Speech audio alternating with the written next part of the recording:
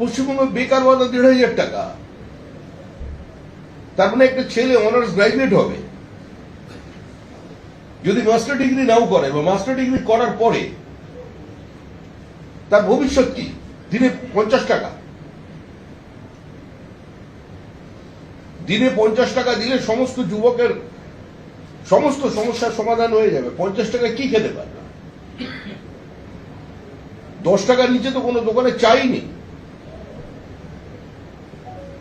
পাড়ার ছোট ছোট চায়ের দোকানও 10 টাকার নিচে চা পাওয়া যায়, 50 টাকা প্রতিদিন।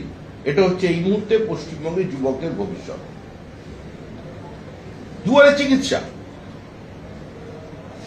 মুখ্যমন্ত্রী 2021 সালে দুর্ঘটনার পর নিজের সুপার স্পেশালিটি হসপিটালের উপর আস্থা রাখতে না পেরে পিজিতে চলে এলেন।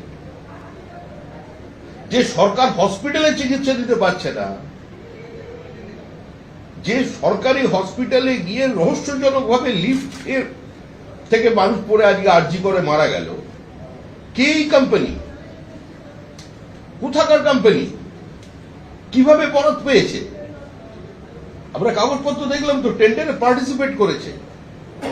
নামটা খুব সুন্দর, টেকনোফেথ।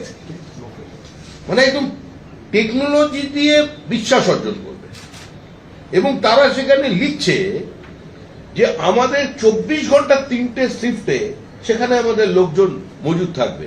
কিন্তু যে সময় ইনি মারা গেছেন, এই ভদ্রলোক, আজকে মর্মান্তিক দুর্ঘটনা, কালকে জন্মদিন গেছে, আজকে তার এই মৃত্যু, সেখানে সেদিন লিফটের মধ্যে কেউ উপস্থিত ছিলেন।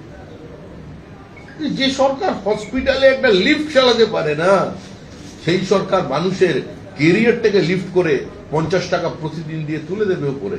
এ কথা কি পশ্চিমবঙ্গের যুবকরা কেন কোনো সুস্থ স্বাভাবিক স্কুল পাঠ্য বালক বিশ্বাস করবে?